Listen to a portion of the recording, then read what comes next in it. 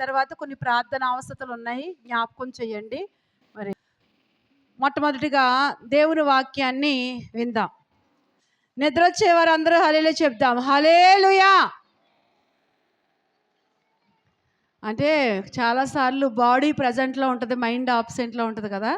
అసలు మీ మైండ్ ఎంతమంది మైండ్ ఆబ్సెంట్లో ఉందో తెలుసుకుందామనే ఉద్దేశంతో మరి నేను ఇలా అన్నాను. కానీ మీ అందరూ కూడా బాడీతో పాటు మైండ్ కూడా ప్రజెంట్లోనే ఉందని దేవుని స్తుతిస్తున్నాను. హల్లెలూయా.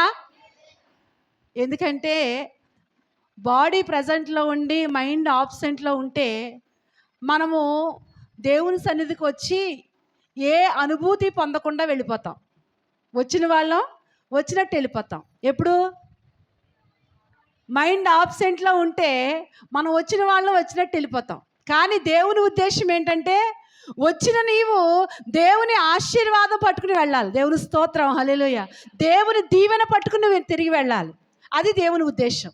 అలా దేవుని ఆశీర్వాదాన్ని నువ్వు పట్టుకెళ్ళాలంటే నీ మైండ్ కూడా ప్రజెంట్లో ఉండాలి. నీ మైండ్ ఎక్కడ ఉండాలి? ప్రజెంట్లో ఉండాలి. చాలామంది ఏమండి ఇక్కడే కూర్చుంటారు కానీ అనాలోచనలోకి వెళ్ళిపోతూ ఉంటారు. అపవాదం ఏం చేస్తుందంటే నీ బుర్రలోకి వాక్యాన్ని బుర్రలోకి వెళ్ళనివ్వడు. బుర్రలోకి వెళ్ళకూడదని రకరకాలుగా వాడు ప్రయత్నం చేస్తారు. కొంతమంది ఏమో నిద్రపోతారు. వాళ్ళకి అందంగా ఏసీ ఫ్యాన్ వేసి అందంగా మంచి సేఫ్టీ ఇచ్చిన గదిలో నిద్ర రాదు వాళ్ళకి. ఏమండి సేఫ్టీగా ఉన్న గదిలో వాళ్ళకి నిద్ర రాదు. ఎక్కడ వస్తుంది నిద్ర? వాక్యం చెప్పినప్పుడే కరెక్ట్గా నిద్ర అవుతారు. ఏమండి మరికొంతమంది సెల్ పిచ్చోళ్ళు ఉంటారు. ఉందా సెల్ పిచ్చోళ్ళు? ఈ సెల్ పిచ్చోళ్ళు ఏంటంటే ఇంక 24 గంటలు సెల్తోనే ఉంటారు, సెల్తోనే కాపురం చేస్తారన్నమాట. ఇంక దేవుని సన్నిధి అని ఉండదు. అసలు దేవుని సన్నిధిలో సెల్ ఆన్ చేయడమే అది దురాత్మ. ఏ ఆత్మది? దురాత్మ. ఈ దురాత్మ ఏం చేస్తుందంటే ఎంతసేపు కూడా మరి ఒక అయస్కాంతంలాగా ఈ సెల్ మీదకే లాగేస్తూ ఉంటుంది. దొంగచాటుని ఇళ్ళగా వాక్యం ఎన్నట్టుగా నటిస్తారు, కింద ఇళ్ళలో నొక్కేస్తూ ఉంటారు. చాలా ప్రమాదం అది. కాబట్టి మార్పు చెందండి. దేవుడు మార్పు కోరుకుంటున్నాడు. ఏమండి దేవుడు సమయం ఇస్తున్నాడు. దేవుడు ఒక సరుపు వేసాడంటే ఒక సరుపు చరిసాడంటే ఇంకా చాలా ప్రమాదం, చాలా ఏడాలి. అప్పుడు దేవుడు దీర్ఘశాంతం కలిగినవాడు. ఏ శాంతం? దీర్ఘశాంతం. ఆయన దీర్ఘశాంతాన్ని మనం ఏం చేయకూడదు? ఆయన దీర్ఘశాంతంతో మనం ఆటలాడకూడదు. ఆయన దీర్ఘశాంతంతో నువ్వు ఆటలాడేవనుకో ఏమవుద్ది? సరుపు సరిస్తే చాలా ప్రమాదం. ఏమండి కానీ ఆ సరుపు పడకముందే ఏం కలిగి ఉండాలి? మార్పు. విడిచిపెట్టు. అప్పుడు నువ్వు బాగుపడతావు. నీ జీవితం బాగుపడుతుంది, మీ కుటుంబాలు బాగుపడతాయి. దేవుని ఉద్దేశాల్లో ఆశీర్వాదకరంగా ఏమండి అబ్బా చూడముచ్చటైన కుటుంబం రా, చూడముచ్చటైన పిల్లలు అన్నట్టు మంచి యోహాను బట్టి అంటండి, బాప్తిస్మిచ్చే యోహాను బట్టి మంచి మాట రాస్తాడు. ఏమన్నాడు? బాప్తిస్మిచ్చే యోహాను పుట్టగానే ఒక మాట అన్నాడు. చెప్పండి ఏ మాట అన్నాడు? ఆ స్త్రీలకు వెళ్ళిన వాళ్ళు అది కాకుండా అతను పుట్టినందుకంట గొప్ప సంతోషం అంట. ఎవరికే? తల్లిదండ్రులుగా. ఆ మాట చదవండి. యోహాను సువార్తలో అనుకుంటున్నాను, జ్ఞాపకం వచ్చింది. లోకాసువార్తలో అతను పుట్టినందుకు అని ఉంటుంది. ఒక మంచి మాట అండి అది.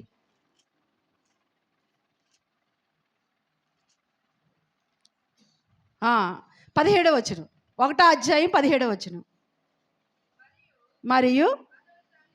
మరియు అతడు తల్లిదండ్రుల హృదయం పిల్లలు తట్టుకును అవిధేయులను నీతిమంతుల జ్ఞానం అనుసరించుటను త్రిప్పి ప్రభు కొరకు ఆయత్తపడి ఉన్న ప్రజలను సిద్ధపరచుటకై ఏలియా యొక్క ఆత్మయు శక్తియు గలవాడై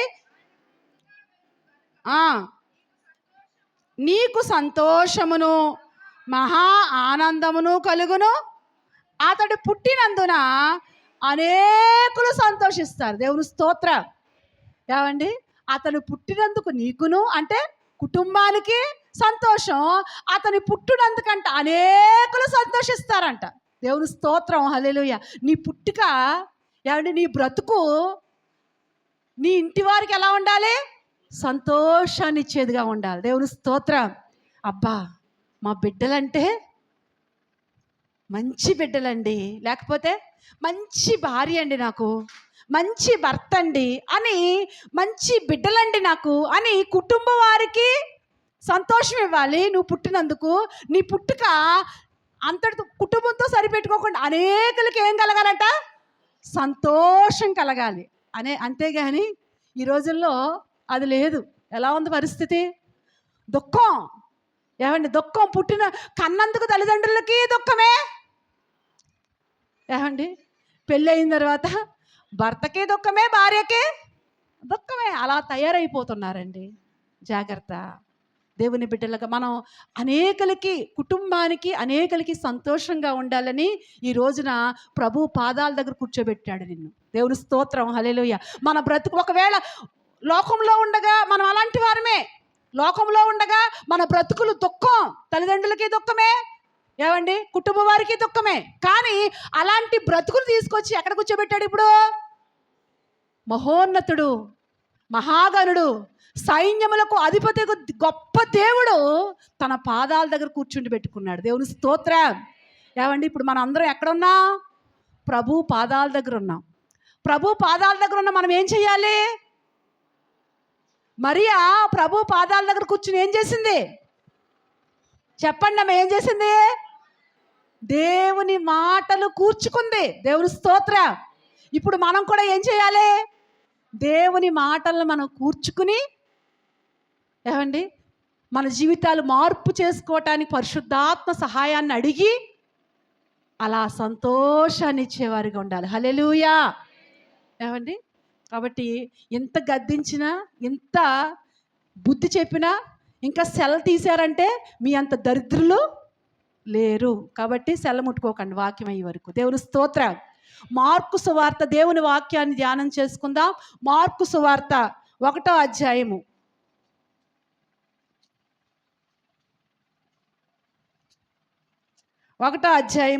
12వ వచనం. మార్కు సువార్త 1:12.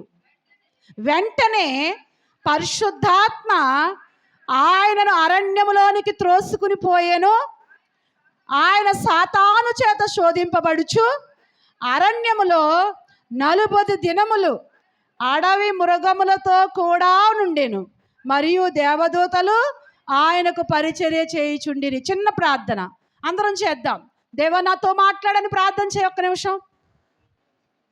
పరిశుద్ధుడు అయిన తండ్రి, నీ కొందనాలు. ఇదిగో చదవబడిన లేఖనాన్ని మీ ఎదుట పెట్టుచున్నాం నాయన. ఈ వాక్య భాగంలో నుంచి నాతోనూ మాతోనూ మీరు మాట్లాడండి. నీ వాక్యము శక్తి కలిగింది, నీ వాక్యము సారము కలిగింది. దేవా, సారముతో కూడిన నీ వాక్యము మా హృదయాల్లో వెదజల్లబడటానికి, నీ వాక్యపు ఆశీర్వాదముతో లోకములో ప్రభువా ఇదిగో మా కుటుంబాలకి సంతోషం, మేము పుట్టినందుకు అనేకులకు సంతోషం అలా కలిగినట్లుగా మమ్మల్ని బలపరచమని, ఇదిగో చదవబడిన వాక్యం ద్వారా మమ్మల్ని బలపరచమని మరొకసారి ప్రభు మా హృదయాలు నీ వాక్యంతో నింపమని యేసు నామములో ప్రార్థిస్తున్నాను తండ్రి. ఆమేన్. హల్లెలూయా. హల్లెలూయా. ఇక్కడ యేసు ప్రభు గురించి వ్రాయబడిన మాట మార్కు సువార్త 1వ అధ్యాయంలో ఎన్నో వచనం చదివారు? 12వ వచనం కదా. ఇక్కడ అంటున్నాడు, వెంటనే పరిశుద్ధాత్మ ఆయనను ఎక్కడికి తీసుకెళ్ళిందంట? అరణ్యము. అందరూ చెప్పండి, ఏంటంట? అరణ్యము. ఈరోజు అరణ్యపు అనుభవం ఎలా ఉంటుంది? అరణ్యము అనుభవం అంటే ఏంటి అసలు?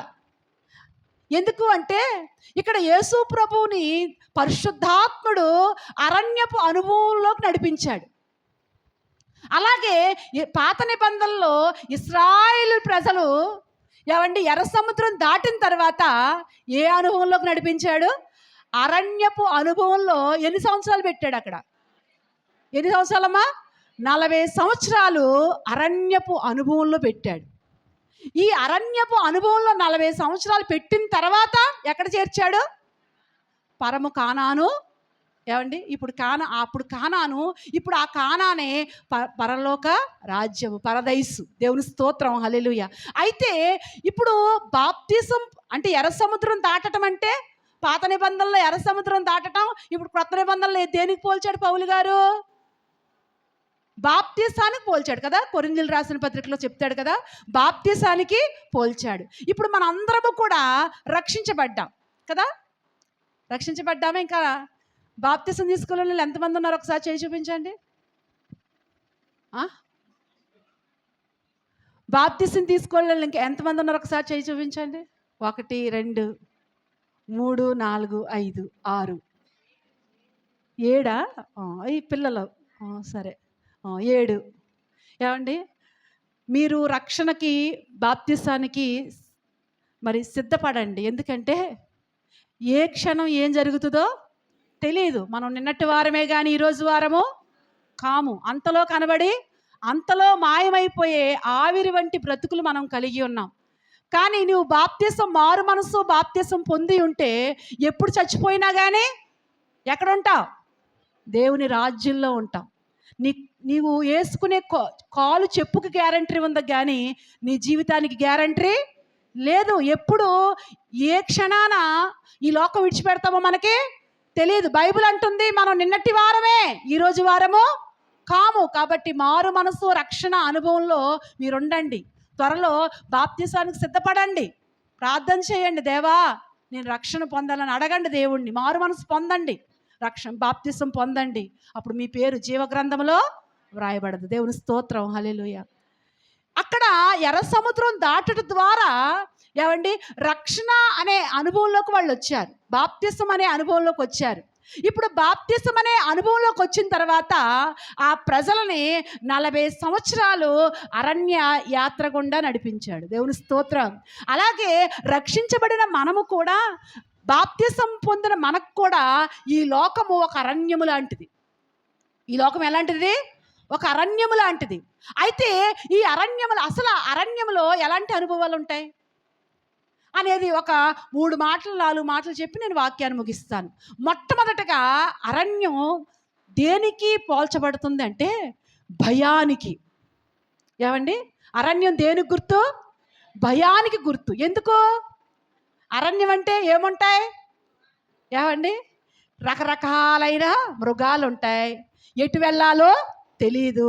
అరణ్యంలో ఏ సమయాన్ని ఏది వచ్చి పడుతుందో తెలుస్తుందా? తెలీదు. అలాగే ఈ లోకమనే అరణ్యములో ప్రతి మనిషి కూడా ఏదో ఒక భయముతో నడిపించబడుతున్నాడు. దేనితో? భయం. ఏమండి ఒకరికేమో అయ్యో నాకు వచ్చిన సమస్యలు తీరతాయా అనే భయం. మరికొంతకేమో నాకు వచ్చిన అనారోగ్యం బాగుపడద్దా అనే భయం. మరికొంతమందికి అయ్యో నాకున్న ఆర్థిక పరిస్థితుల నుండి నేను విడుదల పొందుతానా అనే భయం. మరికొందరికి అయ్యో నా బిడ్డలు కన్నాను కానీ వీళ్ళు బాగుపడతారా అనే భయం. మరికొంతమందికి నేను ఎలా బతకాలి రేపన్న రోజున అనే భయం. ఇలాగా రకరకాల భయాలతో మనుషుడు ఉన్నాడు. అవునా కాదా? అవునా కాదా? ఏమండి రకరకాల భయాలు. అయితే ఈ భయాల మధ్యలో ఉన్న మనం ఏం చేయాలి? దావీదు కూడా ఎన్నో భయాల మధ్యలో ఆయన ప్రయాణం సాగుతూ ఉంది. ఏమండి ఈ భయాల మధ్యలో ఉన్న దావీదు ఏం చేశాడు అంటే, కీర్తనల గ్రంథం 54వ అధ్యాయము 3వ వచనం చదవండి. 56వ అధ్యాయం 3వ వచనం చదవండి. కీర్తనల గ్రంథము 56:3. అమ్మా నాకు భయము సంభవించిన దినమున అమ్మా నిన్ను ఆశ్రయించుచున్నాను. దేవుని స్తోత్రం. ఏమండి అంటే మనలో ఉన్న భయాలు, ఎన్నో భయాలు ఉన్నాయి మనిషి జీవితంలో. అయితే భయము ఉన్నప్పుడు మన జీవితాలను భయాలను బట్టి మనం ఎవరిని ఆశ్రయించాలి? ప్రభువుని ఆశ్రయించాలి. దేవుని స్తోత్రం. దావీదు ఏం చేశాడట? మరలా చదవండి, ఒక్కరు చదవండి గట్టిగా. నాకు భయము సంభవించు దినమున నిన్ను ఆశ్రయించి తిని. దేవుని స్తోత్రం. ఏమండి, ఎప్పుడైతే నీ హృదయంలో ఒక భయం, ఏమండి భయం అనేది ఎప్పుడైతే కలిగిందో వెంటనే నువ్వు ఎవరిని ఆశ్రయించాలంట? దేవుణ్ణి ఆశ్రయించాలంట. దేవా, ఇదిగో నా సమస్యను బట్టి నేను భయపడుతున్నానయ్యా, నా బిడ్డలను బట్టి నేను భయపడుతున్నానయ్యా, నా అనారోగ్యాన్ని బట్టి నేను భయపడుతున్నానయ్యా అని నీవు దేన్ని బట్టి అయితే నువ్వు భయపడుతున్నావో ఆ పరిస్థితి బట్టి దేవుణ్ణి ఆశ్రయించాలంట. ఎప్పుడైతే అలా దేవుణ్ణి ఆశ్రయిస్తావో 34 అదే దావీదు ఏమంటాడంటే 34వ కీర్తన 4వ వచనం చదవండి. 34:4 నేను యెహోవా యొద్ద విచారణ చేయగా ఆయన నాకు ఉత్తరం ఇచ్చెను, నాకు కలిగిన భయములన్నిటిలో నుంచి తప్పించెను. దేవుని స్తోత్రం. ఎంత మంచి మాట అండి. ఇక్కడ దేవుడు భయము కలిగినప్పుడు ఎవరిని ఆశ్రయించాడంట? దేవుణ్ణి ఆశ్రయించాడంట. ఎప్పుడైతే దేవుణ్ణి ఆశ్రయించాడో ఆశ్రయించిన దావీదు ఏం చెప్తున్నాడంటే, ఇదిగో నాకు కలిగిన భయములన్నిటిలో నుంచి, కొన్నిటానిట, ఏమండి కొన్ని భయాలా అన్ని భయాలా? ఏమండి అది ఏ భయమైనా కానీ వాటన్నిటిలో నుంచినంట ఏం చేశాడంట? తప్పించెను. ఏమండి భయాల నుండి తప్పించే దేవుణ్ణి మనం కలిగి ఉన్నాం. ఏమండి సజీవుడైన దేవుణ్ణి మనం కలిగి ఉన్నాం. ఏ భయాన్ని బట్టి నీకు దిగులు? దేనికి నువ్వు భయపడుతున్నావు? ఏమండి నీకు భయం కలిగిన మనుషులుగా మనకు భయాలు వస్తాయి. ఏమండి మనం మనుషులం కాబట్టి, మట్టిలో నుంచి తీయబడ్డాం కాబట్టి, మనకి ఈ భూ సంబంధులుగా ఉన్నాం కాబట్టి, ఈ భూమి మీద ఉన్నాం కాబట్టి మనకు భయాలు వస్తాయి. బ్రతికినంత కాలము కూడా ఏదో ఒక భయము మనల్ని వెంటాడుతూ ఉంటుంది. అయితే ఆ భయం వచ్చినప్పుడు మనం ఏం చేయాలి? దేవుణ్ణి ఆశ్రయించే వారిగా ఉండాలి. ఎప్పుడైతే ఆ దేవుణ్ణి ఆశ్రయిస్తామో మన భయాలన్నిటిలోంచి తప్పిస్తాడంట. పరమగీతంలో ఏమండి పరమగీతాల గ్రంథంలో 8వ అధ్యాయంలో అక్కడ ఏమంటాడంటే, తన ప్రియుని మీద ఆనుకుని, చదవండి ఆ మాట చదువుతారు. 8:5 తన ప్రియుని మీద ఆనుకుని అరణ్య మార్గమున వచ్చినది ఎవతే? దేవుని స్తోత్రం. ఏ మార్గమున? అరణ్య మార్గమున. ఈ లోకం ఎలాంటిది? అరణ్యం. ఈ లోకమనే అరణ్యములో ప్రియుడనగా ప్రభు అయిన యేసుక్రీస్తు. ఇక్కడ అంటున్నాడు కదా, అరణ్య మార్గములో తన ప్రియుని మీద ఆనుకుని. దేవుని స్తోత్రం. మనం ఎవరి మీద ఆనుకోవాలండి? ప్రభు అయిన యేసుక్రీస్తు మీద మనం ఆనుకోవాలి. ఆయన మీద ఆనుకోవాలి. ఎప్పుడైతే ఆయన మీద ఆనుకుంటామో ఏమండి మన భయాలన్నిటిలో కూడా ఆయన విడిపించి ఆయన మనల్ని నడిపిస్తూ ఉంటాడు. దేవుని స్తోత్రం. ఇశ్రాయేల్ ప్రజలకి అరణ్యంలో ఎన్నో భయాలు వచ్చాయి. ఏమండి అయితే ఆ భయాల మధ్యలో ఎవరైతే దేవుని మీద ఆనుకున్నారో వారిని పరమకానాను దేవుడు నడిపించాడు. దేవుని స్తోత్రం. ఏమండి నీవు దేవుని మీద ఆనుకుంటే గొప్ప ధైర్యం. ఏమండి ఎందుకంటే నువ్వు దేవుని మీద ఆనుకున్నప్పుడు, దేవుణ్ణి ఆశ్రయించినప్పుడు ఆయన ఏం చేస్తాడో తెలుసా? చూడండి, ద్వితీయోపదేశకాండం 1వ అధ్యాయము 31వ వచనం చదవండి. 1:31. అమ్మా, ఐగుప్తులోను అరణ్యములోను మీ కొరకు చేసినట్లు మీరు ఈ చోటుకి చేరు వరకు చూడండి, ఇక్కడ బాగా గమనించండి. మీరు వచ్చు మార్గం అంతటిలోనూ మనుష్యుడు తన కుమారుని ఎత్తుకున్నట్లు నీ దేవుడైన యెహోవా. దేవుని స్తోత్రం. హల్లెలూయా. ఇక్కడ అంటున్నాడు, నీ దేవుడైన యెహోవా నిన్ను ఏం చేశాడట? ఎత్తుకుంటున్నాడంట. ఆనాడు తన ప్రజల్ని ఎత్తుకున్నాడు. ఈ రోజున మనల్ని కూడా ఆయన ఏం చేసే దేవుడు? ఎత్తుకునే దేవుడు. దేవుడు స్తోత్రం. ఏమంటే చాలాసార్లు మనం అనుకుంటాం, ప్రభువా ఈ సమస్యలను బట్టి నేను ఇంక నడవలేను, నేను వెళ్ళలేను, నేను తల ఎత్తుకోలేను అని చాలాసార్లు మనం ఏడుస్తున్నప్పుడు, ఏమండి మనకు వచ్చిన భయాలను బట్టి మనం ఏడుస్తున్నప్పుడు ఆయన మనల్ని ఎత్తుకోలేదా? నేను అనుకుంటా ఉంటాను చాలాసార్లు. ఇన్ని సంవత్సరాలు కూడా రక్షణలో కొనసాగగలిగి ఉన్నాను అంటే ఆయన నన్ను ఎన్నోసార్లు ఎత్తుకున్నాడు. ఆయన నాకు వచ్చిన బలహీనతల్లో ఆయన నన్ను ఎత్తుకున్నాడు. ఏమండి నాకు వచ్చిన ప్రతి పరిస్థితిలో కూడా ఆయన ఎత్తుకున్న అనుభవాలు నా జీవితంలో నేను పొందాను. దేవుని స్తోత్రం. ఏమండి నువ్వు అలా పొందగలగాలి. ఏమండి ఆయన ఎత్తుకునే దేవుడు, ఆయన భుజములపై మోసే దేవుడు ఆయన. అందుకనే అంటాడు కదా, ఎప్పటి వరకు ఎత్తుకుంటాడంట ఆయన? ముదిమి వచ్చే వరకు. తర్వాత ముదిమి వచ్చే వరకు అంటే మనకు అర్థమవుదని ఇంకో మాట అన్నాడు. ఏమన్నాడు? తల వెంట్రుకలు నెరయ వరకు. ఏమండి మన తల్లిదండ్రులు ఎంతకాలం ఎత్తుకుంటారు?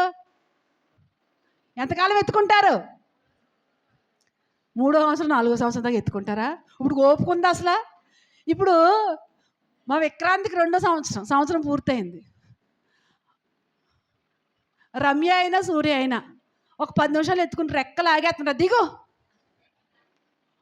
ఏమండి ఎంతకాలం మోస్తారు?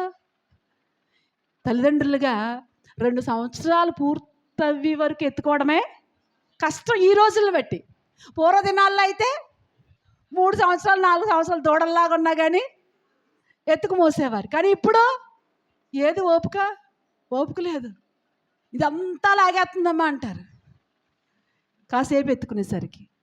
కానీ మనం ఆరాధిస్తున్న దేవుడు, మనం కలిగి ఉన్న దేవుడు ఎప్పటి వరకు ఎత్తుకుంటాడంట? ముదిమి వచ్చే వరకు, తల వెంట్రుకలు నెరయి వరకు. కాబట్టి అలాంటి మనల్ని మోసే దేవుణ్ణి కలిగి ఉన్న మనము ఎవరిని ఆశ్రయిస్తున్నాం మన భయాల్లో? ఏమండి నీకు భయం కలిగినప్పుడు చాలామంది ఆ భయముతో ఆ బెంగతో అలా ఆ బెంగ పెట్టుకుని అయ్యే ఆలోచిస్తూ టెన్షన్ గురైపోయి, ఏమండి మైండ్ పాడు చేసుకుని రకరకాలుగా కృంగిపోయి కృషించిపోతూ ఉంటారు. మనం అలాంటి వాళ్ళము కాదు. దేవుని స్తోత్రం. ఏమండి మనం డిఫరెంట్.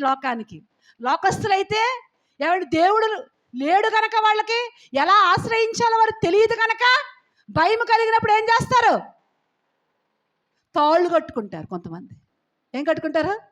తాడు. ఏమంటే తావీదు. దాంట్లో ఏముంటుందంట? ఆ తావీది ఇప్పు చూస్తేనంట నాకు తెలియదు ఏదో 2 అక్షరాలు ఉంటాయండి దాంట్లో. ఏమండి కానీ ఆ తావీదుని బట్టి వీళ్ళు ఏమనుకుంటారు? భయముని పోగొట్టుకోవచ్చు అనుకుంటారు. ఈ భూమి మీదండి భయమును పోగొట్టే వాళ్ళు ఎవ్వరూ లేరండి. మనుషుల హృదయంలో భయమును పోగొట్టే వారు లోకంలో ఎవ్వరూ లేరు. కానీ మనం ఆరాధించే దేవుడు ఏ భయమైనప్పటికీ కూడా మన హృదయాల్లో నుంచి ఏం చేస్తాడట? తప్పిస్తాడు, దాన్ని తీసివేస్తాడు. దేవుని స్తోత్రం. హల్లెలూయా. భయములన్నిటిలో నుంచి తప్పించాడట దావీదుని. ఎన్నో భయాలు దావీదు జీవితంలో, వాటన్నిటిలో నుంచి తప్పించాడంట. ఎందుకు? దావీదు దేవుణ్ణి ఆశ్రయించాడు, ఆనుకున్నాడు. ఎవరి మీద? దేవుని మీద ఆనుకున్నాడు. బైబిల్ ఏమంటుందంటే ఎవరైతే దేవుని మీద ఆనుకుంటారో వానిని పూర్ణ శాంతి గలవానిగా కాపాడుతాడంట. దేవుని స్తోత్రం. ఎవరి దేవుని మీద ఆనుకో. ఏమండి ఎలాంటి పరిస్థితులు ఉన్నప్పటికీ కూడా, ఎలాంటి నిరాశ పరిస్థితులైనా, ఎలాంటి బలహీన పరిస్థితులైనా, ఎలాంటి ఆటుపోట్లైనప్పటికీ కూడా ఎలా ఉంటావు? ప్రశాంతంగా ఉంటావు. దేవుని స్తోత్రం. ఏంటి వీళ్ళకి ఇన్ని కష్టాలు ఉన్నా కానీ వీళ్ళు ఎలా ఉంటున్నారు? ఇంత ప్రశాంతంగా ఉంటున్నారేంటి? వాళ్ళు చెప్పిన పరిస్థితులు, వాళ్ళకున్న కష్టాలు బయట వాళ్ళు చెప్తే వాళ్ళు అంటారు, అమ్మో వాళ్ళ పరిస్థితులు వింటేనే మాకు నిద్ర పట్టట్లేదు, వాళ్ళకి అలా నిద్ర పడుతుంది అంటారా లేదా అండి? నిజంగా మనకి ఉన్న ధైర్యం ఏంటంటే మన దేవుడే. దేవుని స్తోత్రం. హల్లెలూయా. ఆయన మీద ఆనుకో. ఆయన మీద ఆనుకుంటే నువ్వు పూర్ణ శాంతి కలిగి ఉంటావు, నెమ్మది కలిగి ఉంటావు. నీ భయాలను బట్టి ఎక్కడికెక్కడికో పరిగెట్టుకుని ఏదేదో ఆలోచించేసి ఏమండి ఏదేదో చెయ్యాలని పరిగెడితే ఏమీ సాధించలేవు. ప్రభు పాదాలు పట్టుకో, దేవుని ఆశ్రయించు. దేవా, నేను ఈ భయంతో ఉన్నానయ్యా, నా బిడ్డల విషయంలో భయంతో ఉన్నాను, నా భర్త విషయంలో భయంతో ఉన్నానయ్యా, నా ఆర్థిక పరిస్థితులను బట్టి భయంతో ఉన్నానయ్యా, నా ఇబ్బందులను బట్టి నేను భయంతో ఉన్నానయ్యా, నువ్వే నాకు సహాయం చేయి. నువ్వు ప్రభు పాదాలు పట్టుకో. ఏమండి ఆయన నిన్ను నడిపిస్తూ ఉంటాడు. దేవుని స్తోత్రం, హల్లెలూయా. కాబట్టి అరణ్యమనే ఈ లోకంలో ఎన్నో భయాలు ఉంటూ ఉంటాయి. ఒక భయం తీరిందిరా బాబు అంటే మళ్ళీ ఒక భయం, ఇంకో భయం వస్తుంది. బ్రతికినంత కాలము కూడా ఏదో ఒక భయం ఉంటానే ఉంటుంది. కానీ ఆ భయాలన్నిటిలో నుండి కూడా తప్పించే దేవుడు మనకున్నాడని మనం మర్చిపోవద్దు. దేవుని స్తోత్రం. ఏమండి భయాలన్నిటిలో కూడా మనం ఎవరిని ఆశ్రయించాలి? దేవుణ్ణి ఆశ్రయించాలి. ఈరోజు ఏ భయముతో ప్రభు పాదాల దగ్గర కూర్చున్నావు? ప్రభు అంటున్నాడు, నువ్వు నన్ను ఆశ్రయించు, నా మీద ఆనుకో, నా వైపు చూడు. దేవుని స్తోత్రం. మొదటి మాట భయానికి గుర్తు. రెండవదిగా చూసినట్లయితే ఏమండి ఈ అరణ్యం అనే మార్గము దేనికి గుర్తు అంటే, ఈ అరణ్యంలో ఎన్నో రకాలైన విష జంతువులు ఉంటాయి, ప్రాణం తీసే ఉంటాయి. ఏం తీసే ఉంటాయి? ప్రాణం తీసే ఉంటాయి. అందులో రెండిటి గురించి ఆత్మీయంగా మనం తీసుకుంటే, ఒకటి సర్పము, మరొకటి సింహం. ఏమండి ఒకటేంటి సర్పం, రెండోదేంటి సింహం. ఈ రెండు కూడా దేనికి పోల్చింది బైబిల్? ఏమండి సర్పము, పౌలు గారు ఏమంటాడంటే, సర్పము తన కుయ్యక్తి చేత అవ్వను మోసపరిచినట్లుగా మిమ్మును ఏం చేస్తుందంట? మోసపరుస్తుంది అని ఈ సర్పము అపవాదికి పోలుస్తూ చెప్తా ఉంటాడు. అపవాది కూడా దేన్ని వాడుకున్నాడు? ఏమండి సాతాను సర్పాన్ని వాడుకున్నాడు ఆది కాలంలో. ఏమండి సర్పము ద్వారా ఆ ఏదెనులోనికి ప్రవేశించి ఇది నిజమా అని ప్రారంభించాడు కదా, సర్పాన్ని వాడుకున్నాడు. అలాగే క్రొత్త నిబంధనలో అపవాది అయిన సాతానంట ఎలా వస్తాడంట? గర్జించు సింహములా వస్తాడంట. ఏమండి ఈ సర్పము ఎక్కడ కాటేస్తుంది? మడిం మీద అంట. ఎక్కడ? మడిం మీద అంట. సింహం ఏం చేస్తుంది? పీకట్టుకుంటుంది. ఏమండి తల పట్టుకుంటుంది. అంటే నడునెత్తి కాడ నుంచి అరికాలు వరకు కూడా ఏం పొంచుందే? అపవాది పొంచి ఉన్నాడు నిన్ను పాడు చేయడానికి. ఈ అరణ్యం అనే లోకంలో అపవాది నిన్ను పాడు చేయడానికి, నిన్ను ఓడించటానికి, ఏమండి నీ మీద వాడు జయం పొందడానికి ఏదో రకంగా నిన్ను మృంగాలని చూస్తూ ఉంటాడు. వాడు ఏం చేస్తాడు? మృంగాలని చూస్తాడు. ప్రకటన గ్రంథంలో 21వ అధ్యాయంలో ఈ వచనం చదవండి. ప్రకటన గ్రంథం 12వ అధ్యాయము 13వ వచనం చదవండి. ప్రకటన గ్రంథం 12, 13, 14 ఈ రెండు వచనాలు చదువుదాం. ఆ ఘట సర్పము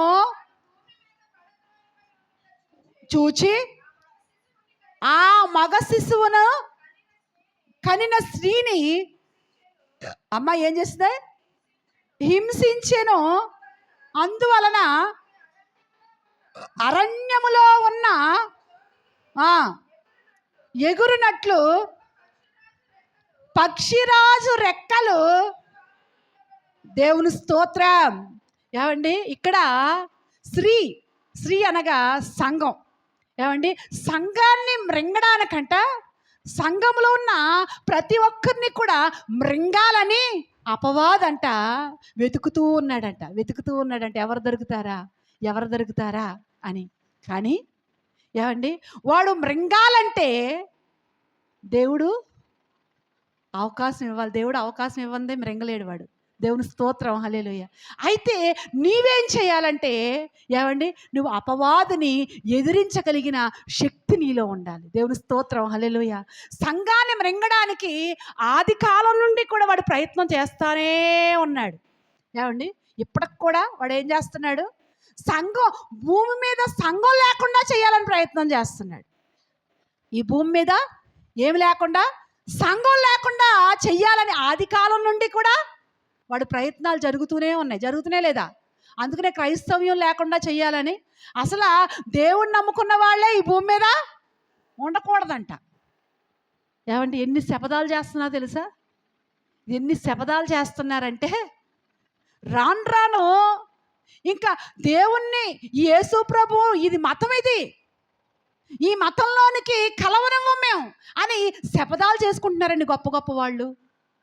కానీ ఎన్ని శపథాలు చేసుకున్నా ఏమండి, దేవుడు అవకాశం ఇవ్వందే ఏది జరగదు. దేవుని స్తోత్రం.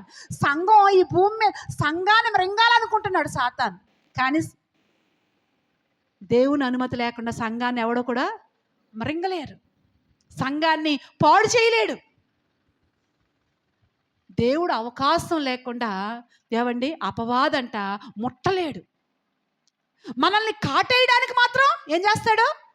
చూస్తాడు, కాటేయడానికి చూస్తాడు, వెతుకుతాడు. ఎవరు దొరుకుతారో మృంగేద్దాం, పత్రం చేసేద్దాం, పాడు చేసేద్దాం. ఏమండి, కానీ చూడండి, ఇశ్రాయేలు ప్రజలు ఐగుప్తులో ఉన్నప్పుడు పస్కా పశు బలి యొక్క రక్తము ఏ కమ్మికైతే ప్రోక్షించబడిందో ఆ గుమ్మం దగ్గరికి వచ్చేసరికంట అపవాది ఏం చేశాడట? గడగడలాడిపోయి దాటిపోయాడంట. ఆ రక్తం ఏ గుమ్మం మీద అయితే ప్రోక్షింపబడిందో ఏమండి, ఆ గుమ్మంలోకి వెళ్ళగలిగాడు? లోపలికి వెళ్ళగలిగాడా? వెళ్ళలేకపోయాడు. ఆ రక్తము కంటే ఇప్పుడు మనం మరింత ప్రశస్త రక్తంతో కడగబడ్డాం. అదే రక్తం? సిలువ రక్తం. దేవుని స్తోత్రం, హల్లెలూయా. సిలువ రక్తంలో కడగబడిన మనము, యేసుక్రీస్తు రక్తములో కడగబడిన మనల్ని ఏమండి అపవాది ముట్టాలంటే, అపవాది బలాన్ని ఆ సిలువ మీద ప్రభువైన యేసుక్రీస్తు వేలాడినప్పుడు ఒక మాట అంటాడు. ఏమంటాడంటే, సాతానునంట ఏం చేశాడంట? తల చితక త్రొక్కాడంట. తల చితక తొక్కాడు, కానీ ఇంకా ఏముంది? మొండు ముందే. ఏమండి, ఈ తల తీసేస్తే ఏమంటుంది? మొండు ఉంది. ఈ మొండంతో వాడు మృంగేయాలన్నట్టుగా పడిపోతున్నాడు. అందుకే ఆ మృంగబడకుండా ఏమిచ్చాడంట? ప్రకటన గ్రంథంలో ఉంది కదా, అరణ్యంలో ఆ శిశువును ఏమండి మృంగకుండా ఏమిచ్చాడట? రెక్కలు ఇచ్చాడంట. ఏ రెక్కలు? కోడి రెక్కలు కాదు. ఏమండి, ఏ రెక్కలు కాదు? కోడి రెక్కలు కాదు. కోడి రెక్కలు అయితే కోడి రెక్కలు, కాకి రెక్కలు, ఏమండి పక్షి రెక్కలు ఈ కొంచెం లెక్క ఎగురుతాయి. కానీ ఏ రెక్కలు ఇచ్చాడంట? చెప్పాలి, ఏ రెక్కలు? పక్షిరాజు రెక్కలు ఇచ్చాడంట. దేవుని స్తోత్రం. ఏమండి, దాని నోట్లో పడకుండా, ఎవరి నోట్లో? అపవాది నోట్లో పడకుండా ఏమిచ్చాడు మనకి? పక్షిరాజు రెక్కలు ఇచ్చాడంట. ఈ పక్షిరాజు రెక్కలంటే ఎన్ని రెక్కలు ఉంటాయి? 2. దేవుని స్తోత్రం. ఏమండి, ఈ 2 రెక్కలు ఏంటో చూద్దాం. పేతురు రాసిన పత్రిక 5వ అధ్యాయము. పేతురు రాసిన పత్రిక 5వ అధ్యాయము 8వ వచనం చదవండి. నిబ్బరమైన బుద్ధి గలవారై మెలకుగా ఉండుడి. చాలండి. ఏమండి, ఈ 2 రెక్కలు ఏంటంటే, ఒకటి నిబ్బరమైన బుద్ధి. అందరూ చెప్పండి, ఏంటి? నిబ్బరమైన బుద్ధి. ఏమండి, ఈ బుద్ధి, మనిషికి బుద్ధి ఎలా ఉండాలి? నిబ్బరంగా ఉండాలి. కానీ వంకరగా ఉందనుకో, ఏమంటే చాలామంది అంటారు, వీడు చాలా వంకర బుద్ధి అండి, వీడి బుద్ధి మంచిది కాదండి. ఏమండి, వంకర బుద్ధి ఉండకూడదు. ఏ బుద్ధి ఉండాలి? నిబ్బరమైన బుద్ధి ఉండాలి. ఏమండి? నిబ్బరమైన బుద్ధి అంటే ఏంటి? దానియేలు దానియేలు బబులోనుకు తీసుకురాబడ్డాడు. ఏమండి? బబులోను తీసుకురాబడిన తర్వాత వీడు చాలా అందంగా ఉన్నాడు. దానియేలు చాలా అందగాడు. ఏమండి? చాలా అందం కలిగిన వాడు, చాలా తెలివైన వాడు. నిజంగా ఎంత తెలివైన వాడు అంటే ప్రావీణ్యత అంట. దానియేలు గొప్ప ప్రావీణ్యత గలవాడంట. ఇలాంటి అందమైన వాడు, ఏమండి, ఇంత జ్ఞానం కలిగిన వాడు, రాజు ఆ దానియేలుని చూడగానే ఆకర్షించబడ్డాడంట. దేవుని స్తోత్రం. కొంతమంది చూడండి, ఏమంటే చూడగానే ఏం చేయబడతా ఉంటారు? ఆకర్షించబడతా ఉంటారు కదా. ఏమండి? ఇప్పుడు ఈ ఆకర్షణ అంతా దేనికి ఉపయోగిస్తున్నారు? ఏమండి? ఈ ఆకర్షణ అంతా లవ్వులకి కవ్వులకి కొవ్వు ఎక్కువైపోయి, ఏమండి, ఒంట్లో కొవ్వు ఎక్కువైపోయి దేనికి ఉపయోగిస్తున్నారు? లవ్ అంట. ఏంటది? లవ్. ఈ కర్మ, ఈ దరిద్రం దేవుణ్ణి కలిగిన వారికి కూడా, ఏమండి, లేనిపోయిన పెళ్ళయ్యే వాళ్ళు ఏంటంటే, ఈ ప్రేమ ఏంటంటే పెళ్ళవనంతసేపు ప్రేమే, పెళ్ళయిన తర్వాత ఏముండదు. ఏమండి? ఒక్క తను అది తనుతుంది, ఈడు తనుతాడు. ఇది వరకు ఆడే తన్నివాడు, ఎవడో మొగోడే తన్నివాడు. ఇప్పుడు ఆడొక్క తంతంతి, ఇది 10 తంతుంది. ఏమండి? అలాగుంది లోకం. జాగ్రత్త. చాలా భయంకరంగా ఉంది లోకం. కానీ ఈ దానియేలు ఎంత జ్ఞానం కలిగిన వాడంటే, అతి శ్రేష్టమైన బుద్ధి గలవాడంట. ఇలాంటి దానియేలుని చూడగానే రాజు ఆకర్షించబడ్డాడు. రాజు అనుకున్నాడు, అబ్బా, ఈయన్ని నా సంస్థానంలో పెట్టుకుంటే ఇంకా నా పరిపాలన బాగుంటుంది, నా ప్రజలు బాగుంటారు అనే ఉద్దేశంతో ఈయన తీసుకొచ్చి ఎక్కడ పెట్టుకున్నాడట? తన దగ్గర, తన సంస్థానంలో పెట్టుకున్నాడంట. అయితే ఈ సంస్థానంలో ఉన్న వారందరికీ కూడా రాజభోజనం. ఏ భోజనం? రాజభోజనం.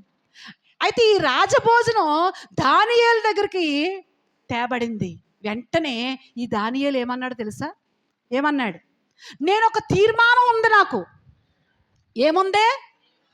నేను ఒక తీర్మానం కలిగి ఉన్న నా బుద్ధి ఇప్పుడు ఇది చూసి నేను మార్చుకోను. దేన్ని చూసి? ఏమండి? ఈ భోజనాన్ని చూసి నా తీర్మానాన్ని, నా బుద్ధిని మార్చుకోను. కొంతమంది చూడండి, ఏమండి, తీర్మానం చేసుకుంటారు. ఏమని? బాప్తిసం తీసుకున్నప్పుడు తీర్మానం ఉంటుంది. ఏ తీర్మానం? మారు మనసు పొందావా? పొందాను. మరి ప్రతి ఆదివారం దేవుని సందుకు వస్తావా? వస్తాను. ఏమండి? ఎన్ని తీర్మానాలు చేసుకుని బాప్తిసం పొందావు? ఏమండి? నిలబడుతున్నావా తీర్మానంలో? ఏమండి? తీర్మానంలో లేదు, నిలబడట్లేదు నేటి రోజుల్లో. బుద్ధి మారిపోతుంది. దేన్ని చూసి? రకరకాల వాటిని చూసి, ఏమండి, రకరకాల వాటి వైపు ఆకర్షించబడిపోయి బుద్ధి మారిపోతుంది. ఒకప్పుడు క్రమంగా దేవుని సందుకు వచ్చేవాడండి. ఆదివారం అంటే ప్రభు దినం. ఇప్పుడేంటి? వెళ్ళి దండం పెట్టుకుని వెళ్ళిపోతాం. మన ప్రయాణానికో, మన భోజనానికో వెళ్ళి దండం పెట్టుకుంటే చాలు. ఒక నిమిషం ఓ పాటలో ఉన్నాను కదా, మొత్తం అంతా ఆరాధనలో. ఏమండి? ఇలాగా ఒకప్పుడు తీర్మానం లేదు, ఇప్పుడు బుద్ధి ఏమైపోయింది? మారిపోయింది. అందుకే అపవాదికి ఏం చేస్తున్నావు? దొరికేస్తున్నావు. రెక్కలు ఇచ్చాడంట. ఒకటి, నిబ్బరమైన బుద్ధి. తీర్మానంలో నిలబడు, స్థిరంగా ఉండు. దానియేలుకి పోరాటం వచ్చింది, స్థిరంగా ఉన్నాడండి. ఆయన బుద్ధి మార్చుకోలేదండి. ఏ బుద్ధి అయితే ఆయన దేవుని బిడ్డగా, ఏ బుద్ధి అయితే వాక్యానుసారంగా కలిగి ఉన్నాడో అదే బుద్ధిలో నిలబడ్డాడు. దేవుని స్తోత్రం. యోసేపు కూడా బుద్ధి మార్చుకోలేదండి. ఆయన ముందుకి రకరకాలైన ఆఫర్స్ వచ్చాయి, కానీ బుద్ధి మార్చుకున్నాడా? బుద్ధి మార్చుకోలేదు కనుకనే, ఏమండి, అందుకనే పెళ్ళిళ్ళలో ఏం చూడాలి? అందం, ఆస్తి ఇది కాదు. ఏం చూడాలి? బుద్ధి. బుద్ధి గడ్డి తింటే వాడు ఎంత అందగాడైనా, వాడు ఎంత ఆస్తిపరుడైనా జీవితకాలం ఏడాలి కదా. అదే బుద్ధిమంతుడు అనుకో, ఏం కలిగి ఉండొచ్చు? హాయిగా హ్యాపీగా ఉండొచ్చు. దేవుని స్తోత్రం, హల్లెలూయా. కాబట్టి బుద్ధి అనేది చాలా ప్రాముఖ్యం. ఏమండి, ఇక్కడ ఆ తీర్మానంలో ఈ దానియేలు చక్కగా నిలబడ్డాడండి. అందుకే బబులోను దేశంలో మృంగలేకపోయింది ఏది కూడా. ఆయన వర్ధిల్లుతూనే ఉన్నాడు. దేవుని స్తోత్రం. నీ బుద్ధే ఏమండి నిన్నేం చేస్తుంది? వర్ధిల్లింప చేస్తూ ఉంటుంది. బుద్ధి లేకుండా, బుద్ధి మార్చుకోకుండా ఏమండి ఎక్కడికి పరిగెట్టినా ఎలా ఉంటావు? ఏమండి బుద్ధి మార్చుకోకుండా నువ్వు ఎక్కడికి పరిగెట్టినా, ఏం చేసినా నువ్వు మాత్రం వర్ధిల్లలేవు. అపవాది నిన్ను ఏం చేస్తాడు? వాడుకుంటానే ఉంటాడు. కాబట్టి జాగ్రత్త. 2 రెక్కల్లో ఒక రెక్క నిబ్బరమైన బుద్ధి. చేసుకున్న తీర్మానంలో ఎలా ఉండాలి? స్థిరంగా ఉండాలి. చేసుకున్నావు తీర్మానం. ఒక రోజున నువ్వు బాప్తిసం పొందినప్పుడు తీర్మానం చేసుకున్నావు, నేను ఇలా ఉంటాను, నేను ఇలా ఉండాలి. నువ్వు ప్రభువులోకి వచ్చినప్పుడు తీర్మానం చేసుకున్నావు, నేను ఇలా ఉంటాను, నేను ఇలా ఉండాలి అని తీర్మానం చేసుకున్నావు. అందులో నువ్వు నిబ్బరం కలిగి ఉండాలి. ఏం కలిగి ఉండాలి? నిబ్బరము కలిగి ఉండాలి. నిబ్బరంతో ఉండాలి. అంతేగాని ఏమండి ఊగిచ్చలాడిపోకూడదు. అటు గాలేస్తే అటు, ఇటు గాలేస్తే ఇటు. అలా ఊగిచ్చలాడిపోతే ఎప్పుడో ఏమైపోతావు? పడిపోతావు. కాబట్టి మొదటిగా నిబ్బరమైన బుద్ధి. రెండోది ఏమంటున్నాడు అక్కడ? మెలకువ. ఏంటంట? మెలకువ కలిగి ఉండాలి. ప్రతి విషయంలో కూడా మెలకువ కలిగి ప్రార్థించాలి. ఏమండి మెలకువ కలిగి లేకపోతే పరిశుద్ధ గ్రంథంలో మెలకువ లేదు, భవిష్యత్తు మీద మెలకువ లేదు, కుటుంబ విషయంలో మెలకువ లేదు. మెలకువ లేకపోతే ఏమైపోతారు? అపవాది చేతులు నలిగిపోతారు. అపవాది చేతులు ఏమైపోతారు? నలిగిపోతారు. వాడి చేతిలో పడ్డామా ఇంక వాడు ఏం చేయనివాడో? మనశ్శాంతి ఉంచడు, చంపలేడు.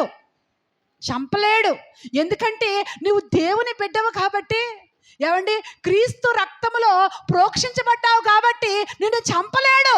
కానీ ఏం చేస్తాడు? నలిపేస్తాడు, పీల్చి పిప్పు చేస్తాడు. ఏమండి కొంతమంది అంటారు కదా, నేలకేసి పామేశారు అంటారు చూడండి. అలాగా మామూలుగా నలపడు. వాడి చేతిలో పడితే మామూలుగా నలపడండి. కాబట్టి జాగ్రత్త. మెలకువ. కుటుంబ విషయాల్లో ఈ రోజున మెలకువలే చాలామందికి. ఎంత ఆదాయం వస్తుందో తెలదు, ఎంత ఖర్చు పెడుతున్నారో తెలియదు. ఎందువల్ల? మెలకువ లేదు. భవిష్యత్తుని గురించి మెలకువ లేదు. అయ్యో నేను ఈ వయసులో ఇలా చేస్తే, ఏమండి సత్యనారాయణ గారు మీరు బయటికి వెళ్ళిపోయి మాట్లాడండి. కాబట్టి ఏమండి వారి వయసుని బట్టి మెలకువ లేకపోవటం వల్ల జీవితకాలం కూడా ఎన్నో ఇబ్బందులు పాలైపోతున్నారండి. యవనస్తుడిగా నువ్వు మెలకువ కలిగి ఉంటే, యవనస్తుడిగా నువ్వు మెలకువ కలిగి కష్టపడవలసిన సమయంలో కష్టపడి చదువుకోవాల్సిన సమయంలో చదువుకుంటే తర్వాత 80 సంవత్సరాలు 90 సంవత్సరాలు నీకు వచ్చిన ఎలా బతకొచ్చు? సంతోషంగా నెమ్మది కలిగి ఉండొచ్చు. ఏమండి నీ యవ్వన కాలంలో నువ్వు మెలకువ లేదనుకో, నీ ఇష్టం వచ్చినట్టుగా బతికావనుకో, తర్వాత లాక్కుంటాం పీక్కుంటామే అంటారు కదా, అంతే. ఇంక బ్రతికంతా అంతే. కాబట్టి జాగ్రత్త. క్రైస్తవుడిగా ప్రభు చెబుతున్న మాట ఏంటంటే నువ్వేం కలిగి ఉండు? మెలకువ కలిగి ఉండు. నీవు ఖర్చు పెట్టే విషయంలో మెలకువ కలిగి ఉండు. నీ భవిష్యత్తులో నీ జీవితాన్ని కట్టుకునే విషయంలో మెలకువ కలిగి ఉండు. నువ్వు కష్టపడే విషయంలో మెలకువ కలిగి ఉండు. మెలకువ కలిగి ప్రార్థించు. ఏం చెయ్యి? నీకు జ్ఞానం లేదా? ఎవరిని అడుగు? మీలో జ్ఞానం కొదువుగా ఉంటే నన్ను అడగండి. అడిగిన వారికి ఎలా ఇస్తాడంట? ధారాళంగా ఇస్తాడంటండి. దేవుని స్తోత్రం. ఏమండి ప్రభువా నా కుటుంబాన్ని ఎలా కట్టుకోవాలి నాకు మెలకువి, నా జీవితాన్ని ఎలా కట్టుకోవాలో నాకు మెలకువ దయచేయి అని ప్రభువుని అడుగు. ఏమండి ప్రభువు మెలకువిస్తాడు. ఏమిస్తాడు? మెలకువిస్తాడు. నువ్వు ప్రార్థన చేసినప్పుడు నీకు మెలకువ దయచేస్తాడు. ఇదిగో నువ్వు ఈ వయసులో కనుక నువ్వు ఇలా ఉంటే రేపొద్దున్నే బాధపడవలసి వస్తుంది, జాగ్రత్త అన్నట్టుగా దేవుడు ఎన్నో విషయాల్లో నీకు మెలకువిస్తాడు. సంసోనికి మెలకువ లేదు కాబట్టి ఏం పోగొట్టుకున్నాడు? అభిషేకాన్ని పోగొట్టుకున్నాడు, ఆత్మను పోగొట్టుకున్నాడు, ఘనతను పోగొట్టుకున్నాడు. ఎన్ని పోగొట్టుకున్నాడండి? ఎన్ని పోగొట్టుకున్నాడు? మెలకువ లేకపోవటం వల్ల. ఈ రోజున కూడా చాలామంది మెలకువ లేకపోవటం వల్ల ఎన్ని పోగొట్టుకుంటున్నాడు. క్రైస్తవుడు అంటే ఒక ఆశీర్వాదానికి గుర్తు. ఏమండి? క్రైస్తవుడు అంటే, క్రైస్తవుడు ఏ ఇంటిలో అడుగుపెట్టినా ఒక సేవకుడే కాదండి, ఒక సేవకుడే కాదు, ఒక విశ్వాసి కూడా. దేవుని బిడ్డగా నువ్వు బ్రతికితే నువ్వు అడుగుపెట్టినా అక్కడేంటి? ఆశీర్వాదమే. దేవుని స్తోత్రం. ఒక సేవకుడు అడుగు పెడితేనే ఆశీర్వాదం కాదు. ఏమండి? నీ పాదం కూడా ఆశీర్వాదం. ఎప్పుడు? ఎప్పుడు? మెలకువగలిగి ప్రార్థించినప్పుడు. నువ్వు మెలకువగలిగి ప్రార్థించినప్పుడు నువ్వు ఎక్కడున్నా కానీ, ఎందుకంటే నువ్వు మెలకువగలిగి ఉన్నప్పుడు చక్కగా కుటుంబాన్ని ఎలా కట్టుకుంటావు. ఏమండి? ఎలా జీవించాలో అలా జీవిస్తావు. కాబట్టి నీవు చూసిన వాళ్ళకి ఎలా ఉంటావు? ఏమండి? లోకంలో నువ్వు ఆశీర్వాదకరంగా ఉంటావు. దేవుని స్తోత్ర. ఏమండి?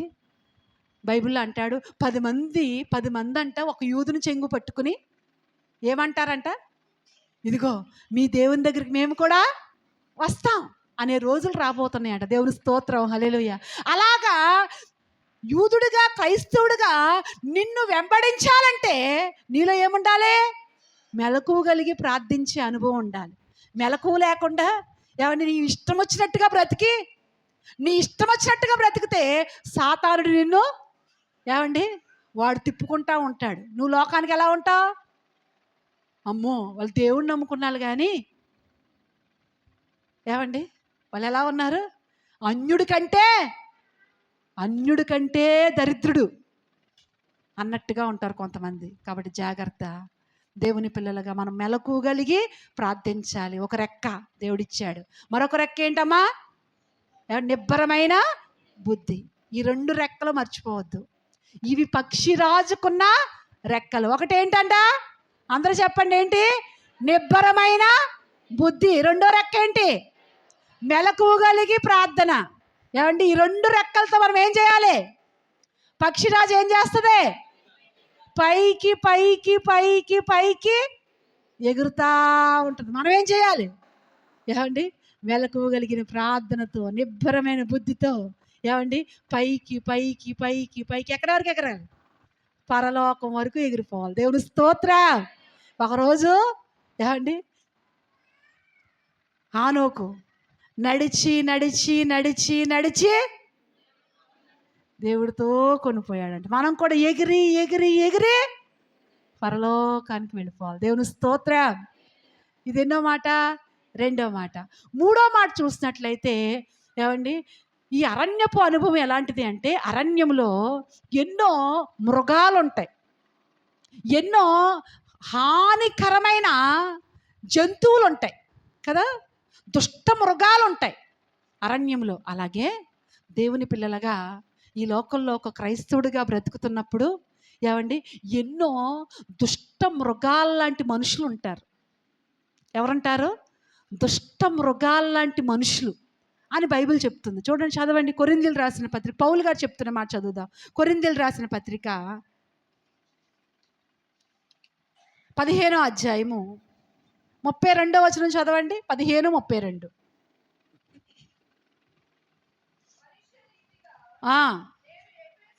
నేను ఎఫెసులో మృగములతో పోరాడి తిని. చూడండి, ఇక్కడ ఏమంటున్నాడంటే, నేను మృగములతో పోరాడాను. ఏ మృగం?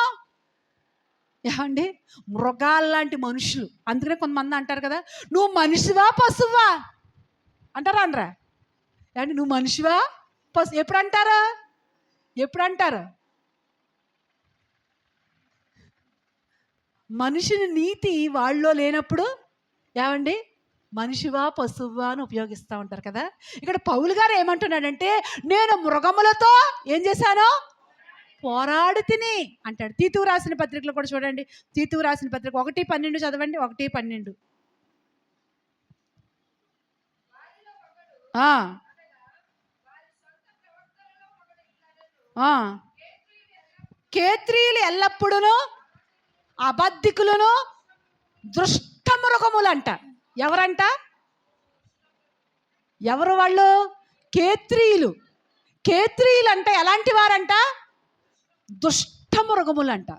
మనుషులు ఎలా ఉన్నారంటండి? దుష్ట మృగముల్లా ఉన్నారు, దుష్టత్వంలో ఉన్నారు. ఎక్కడున్నారు? దుష్టత్వంలో ఉన్నారు. అయితే ఈ దుష్టత్వంతో కూడిన మనుషుల మధ్యలో సంఘం ఎలా ఉండాలి? సాధువుగా ఉండాలి. దేవుని స్తోత్రం. ఎలా ఉండాలమ్మా? సాధువులుగా ఉండాలి. దుష్టత్వముతో కూడిన మనుషుల మధ్యలో మనం సాధువులుగా బ్రతకాలి. బురదలో ఏమండి, బురదలో తామర పుష్పం ఎలా ఉంటుంది? బురదను అంటించుకుంటుందా?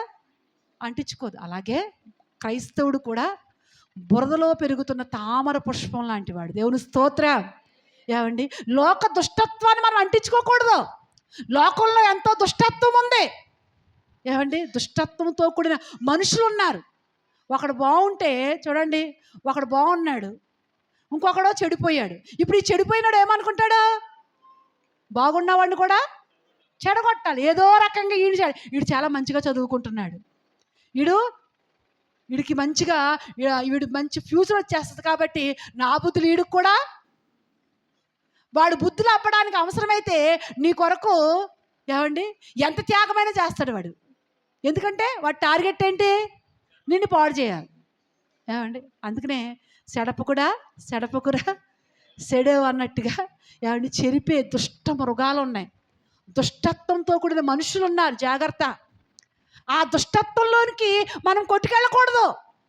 నిజంగా మనుషులు ఎంత దుష్టత్వంతో ఉన్నారంటే, 2 తీమోతికి రాసిన పత్రిక 3వ అధ్యాయంలో 1వ వచనం కాడి నుంచి చదవండి. అంచె దినములలో చూడండి, అంచె దినాలంట. అంచె దినాలంటే ఏ దినాలు? ప్రభు రాకడ దినాలు. దేవుని స్తోత్రం. ప్రభు వస్తున్నాడు, ఆయన రాకడ దినాలు. అంచె దినములలో అపాయకరమైన కాలములు వచ్చునని తెలుసుకొనుము. ఏలయనగా మనుషులు స్వార్థ ప్రియులు. ఏమండి, మొదటది ఏంటంట? స్వార్థం. వాడు ఎలా పోతే నాకెందుకు, నేను బాగున్నాను అన్నట్టు ఆ స్వార్థంతో బ్రతుకుతారంట. ఏమండి, ఈ రోజున కుటుంబాల్లో బయట వాళ్ళు అక్కర్లేదు. ఏమండి, ఇంట్లో వాళ్ళకే ఏంటంట? స్వార్థం. భర్త స్వార్థం భర్తదే, భార్య స్వార్థం భార్యదండి. ఒకప్పుడు ఈ స్వార్థం ఉండేది కాదు. ఏమండి, నేను తినకపోయినా నా భర్త తింటే చాలు, నాకు కొంచెం ఉన్నా పర్లేదు, నా భర్తకు రెట్టింపు పెట్టాలి. మా అమ్మగారు ఏమండి, నేను చిన్నప్పుడు సారు పంచిపెట్టారు అనుకోండి. సారులో ఆ రోజుల్లో ఇంతంత ఉండలో కదా, ఇంతంత కేజీకి 4 ఉండలో అలా అలా చేసి పంచిపెట్టేవారు కదా సారీ. అయితే ఆ సారులో అన్నిటికంటే పెద్దది ఏదుందో అది తీసేసి అది మా నాన్నగారికి దాచేసి మిగతాయి మా ముందు పెట్టేది. మిగతాయి ఇదిగో తినండి అమ్మా అనేది, పెద్దది మాత్రం మా నాన్నగారికి తీసేసి దాచిపెట్టేది. ఏమండి, చాలా బాగా చూసేది మా నాన్నగారిని. ఒకప్పుడు భర్తే ఎలా చూసేవారు? దేవుడు అనేవారు. ఇప్పుడు ఎంత స్వార్థం అండి. ఇప్పుడు ఉందా అది? ఇప్పుడు లేదు. నువ్వు ఎలా పోతే తింటావో తినవో అది నీ ఇష్టం,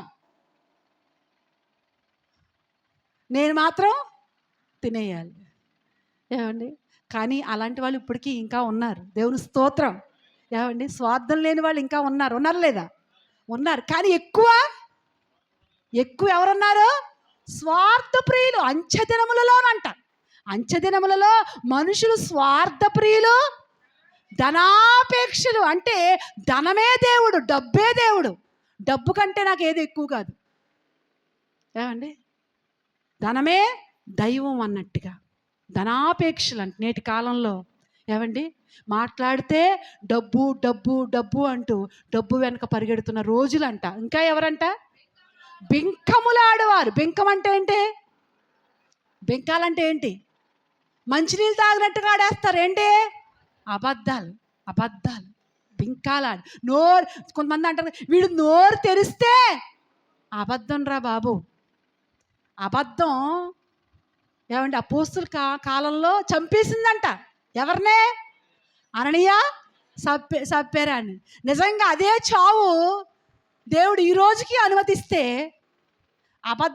నేను అనుకుంటాను అబద్ధాలాడేవాడు అసలు అబద్ధం అనేది లేకుండా ఈ భూమి మీద ఉందినేమో. దేవుని స్తోత్రం. ఏమండి ఎందుకని? ప్రాణభయం అందరికీ ఉంటుంది, ఉంటుందా ఉండదా? ఆ ప్రాణభయంతో అన్నా ఈ అబద్ధాలు ఆగిపోదునేమో. కానీ దేవుని కృపగలవాడు. దేవుని స్తోత్రం. ఏమండి బెంకములాడు వారు ఇంకేమంటాడు? అహంకారులు. అహంకారం అంటే ఏమండి అహంకారం. నాకేంటి, నేను లెక్క చేసేదేంటి, నేను ఒకటి మాట లెక్క చేసేదేంటి, అహంకారం అంటే. ఇంకా అంటాడు ఏమండి దోషకులు. మొత్తం ఇలా ఇలా ఇలా చదువుకుంటే వెళ్ళిపోతే 15-16 వస్తాయి. ఏమండి సజ్జన ద్వేషులు. సజ్జన ద్వేషులు అంటే మంచి వాళ్ళని ద్వేషించేవారు. మంచి వాళ్ళని ద్వేషిస్తూ ఉంటారు.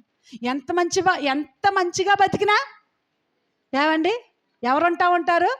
ద్వేషించే వాళ్ళు ఉంటా. అందుకనే మనం ఎప్పుడూ కూడా ఏమండి 100కి 100 మంది మనల్ని మంచి వాళ్ళని పొగడాలని కోరుకోకూడదు.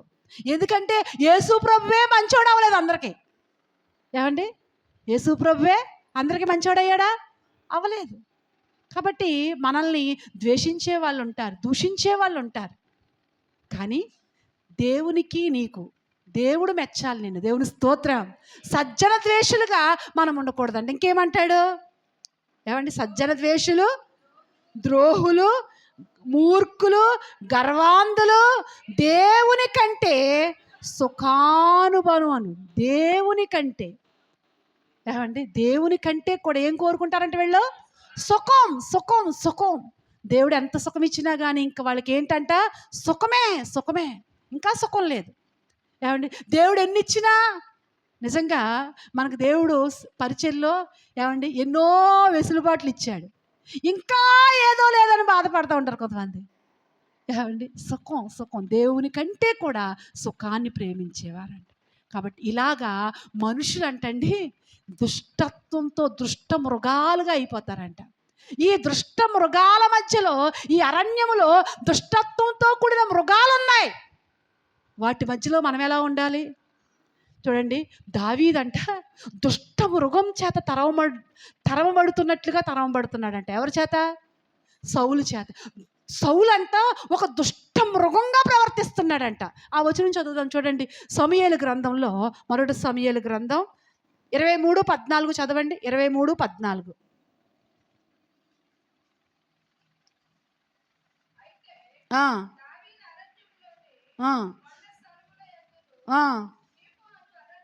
జీపు అను అరణ్యమున ఒక పర్వతమందును నివాసము చేయుచుండెను.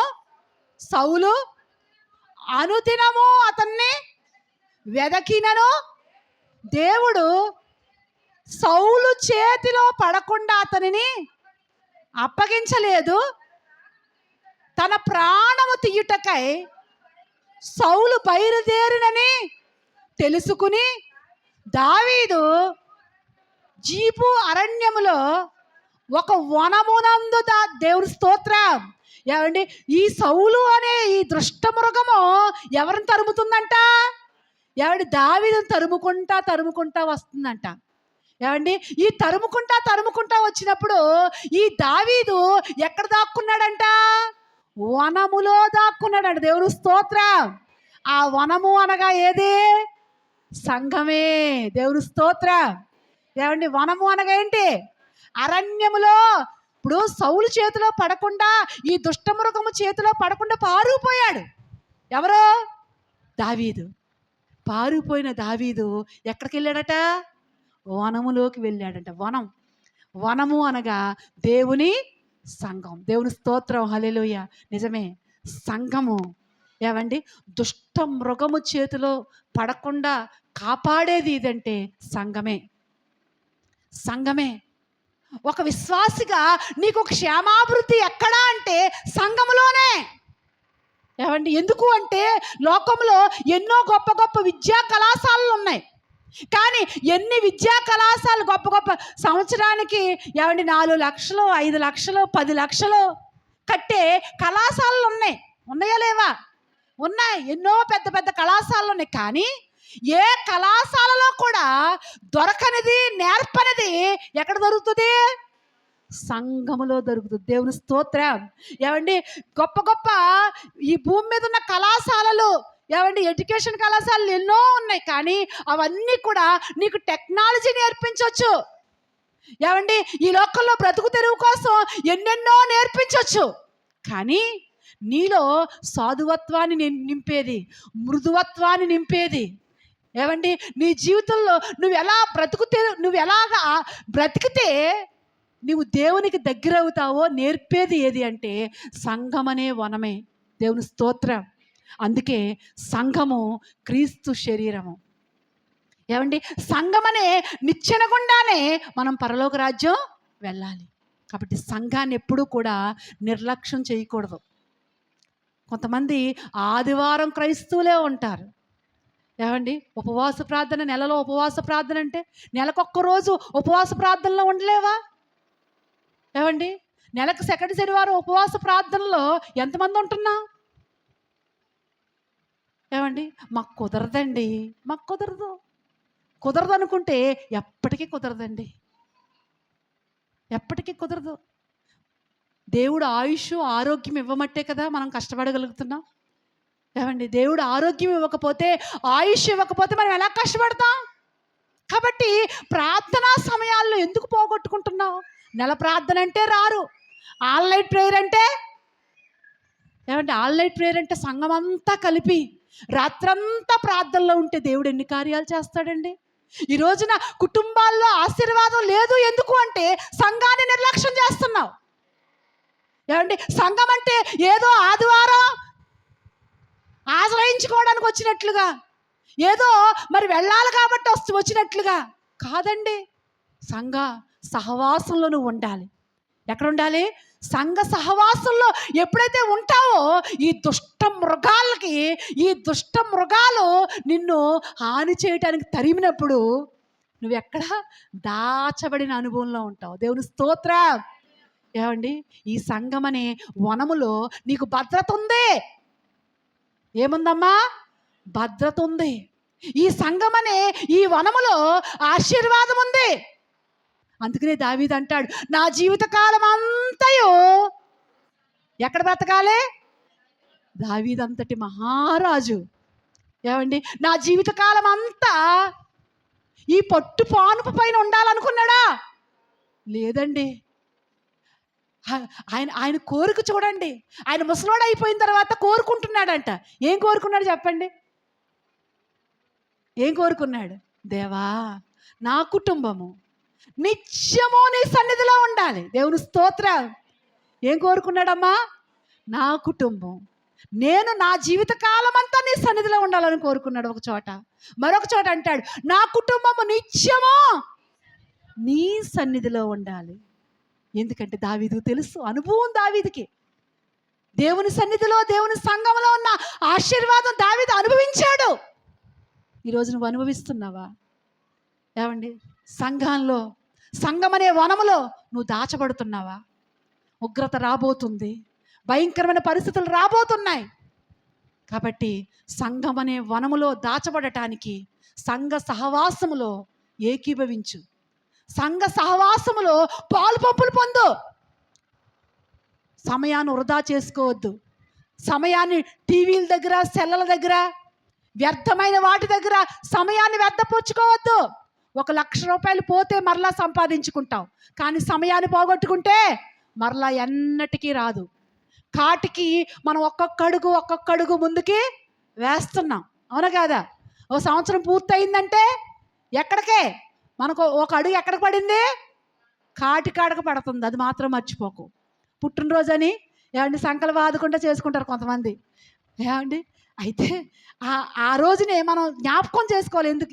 మరొక విషయం ఏంటంటే, నేను మరణానికే ఓ సంవత్సరం దగ్గరయ్యాను.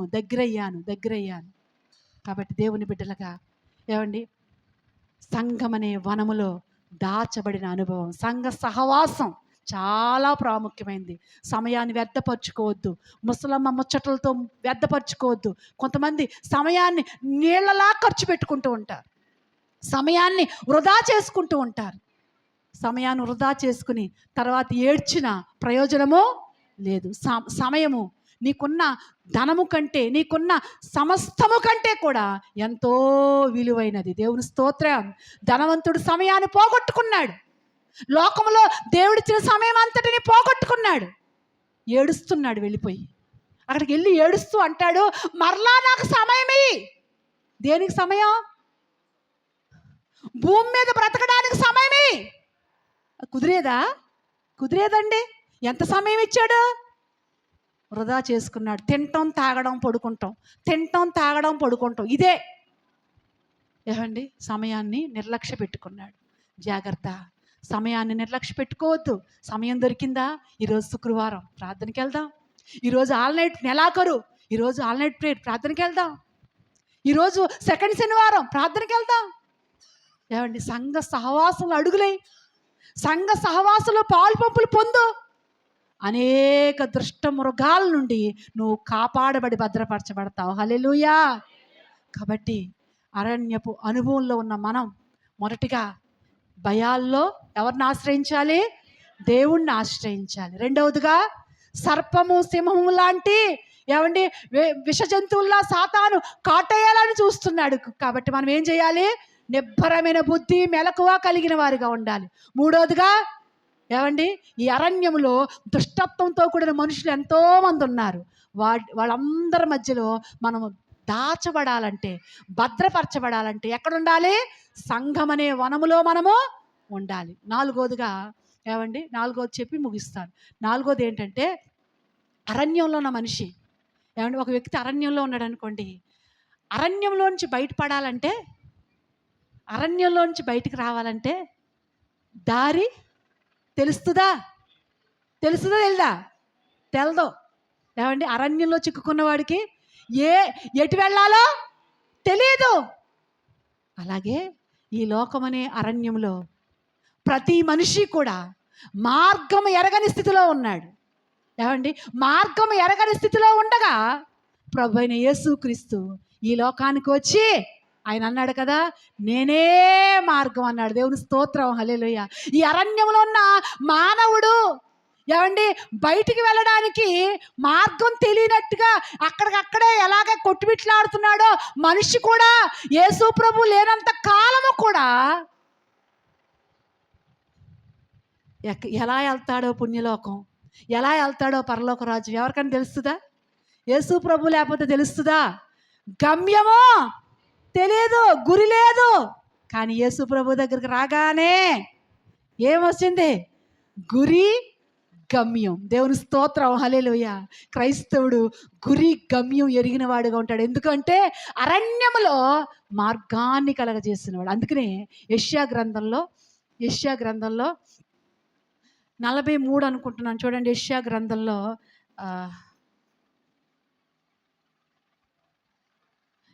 43:19 చదవండి. 43:19. ఇదిగో నేనొక నూతన క్రియ చేయుచున్నాను, దానిని ఆలోచింపరా? నేను అరణ్యములో త్రోవ కలగజేసిన వాడను. దేవుని స్తోత్రం. ఏమండి? అరణ్యంలో ఏం కలగజేశాడట? త్రోవ. ఆ త్రోవ ఎవరండి? సండే స్కూల్లో మధ్యన ఒక పాట వచ్చింది. ఏంటంటే, అమెరికా వెళ్ళాలంటే ఫ్లైట్లోనే వెళ్ళాలి, అండమాన్ వెళ్ళాలంటే ఎవరు వెళ్ళలేదు ఈ పాట. అమెరికా వెళ్ళాలంటే ఫ్లైట్లో, ఏరోప్లేన్. అండమాన్ వెళ్ళాలంటే షిప్లోనే వెళ్ళాలి, పరలోకం వెళ్ళాలంటే ప్రభువే మార్గం, ఆ మార్గమే యేసయ్యా. ఎప్పుడో ఆ చిలుకు పలుకు మాటలు విన్నాను నేను. ఆ మాటలు ఇప్పుడు జ్ఞాపకం వచ్చినాయి. దేవుని స్తోత్రం హల్లెలూయా. ఏవండి పరలోకం వెళ్ళాలంటే మార్గం యేసయ్యే, యేసయ్యే. కాబట్టి మనకి ఏ ఊరికి వెళుతున్నామో మనకు తెలుసు. తెలుసా తెలీదా? ఎందుకని? యేసయ్యనే మార్గంలో ఉన్నాం గనక. దేవుని స్తోత్రం. లోకంలో ఉన్న వాళ్ళకి తెలీదు. ఎటు వెళుతున్నారో తెలీదు. ఎందుకంటే అరణ్యంలో ఉన్నారు. అరణ్యంలో ఏవండి ఎటు వెళ్ళాలో బయటకు అరణ్యంలోంచి బయటపడాలంటే ఎటు వెళ్ళాలో వాళ్ళకి తెలియదు. కానీ మనకైతే తెలుసు. దేవుని స్తోత్రం హల్లెలూయా. కాబట్టి ఈ ఎడారిలో త్రోవను కలగజేశాడు పరలోక రాజ్యం వెళ్ళడానికి. కాబట్టి ఆ ఎడారిలో ఉన్న ఆ త్రోవలో ఉన్న యేసు ప్రభు అయిన ఆ మార్గములో మనం ముందుకి సాగిపోతూ ఈ అరణ్య జీవితంలో ప్రభుపై ఆనుకుని ముందుకు సాగుదాం. అట్టి కృప దేవుడు మనందరికీ అనుగ్రహించును గాక. ఆమేన్. ప్రార్థన చేసుకుందాం. అందరం ప్రార్థన చేద్దాం.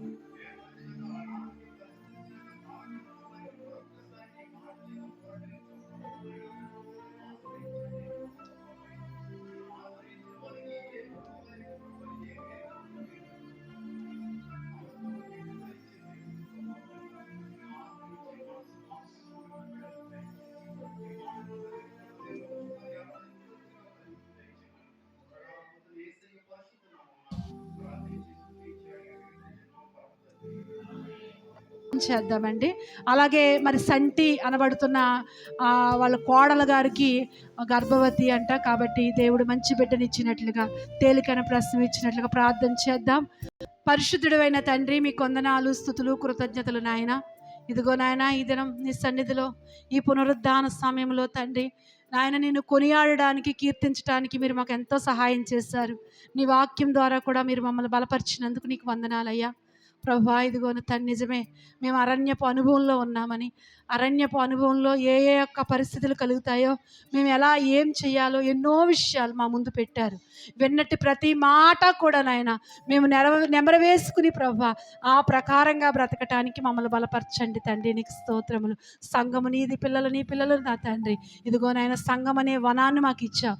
అయితే ఎల్లప్పుడూ కూడా ఈ సంఘం అనే వనములో మేము దాచబడుతూ అనేక అనుభూతులు ప్రభు మేము పొందుకుంటూ క్రీస్తు స్వరూప్యంలోనికి మేము మలచబడి తండ్రి నీ రాకడకై సిద్ధపడినట్లుగా నీ కృపను మా అందరిపైన అనుగ్రహించమని, ఆరాధనలో పాలు పంపులు పొందుకున్న పసిబిడ్డ మొదలుకుని వృత్తుల వరకు కూడా నీ కృపాక్షేమముల బిడ్డలపై దయచేయమని, అలాగే ఇదిగో కొంతమంది అనారోగ్యంతో బాధపడుతున్నారు, స్వస్థపరచండి నాయన.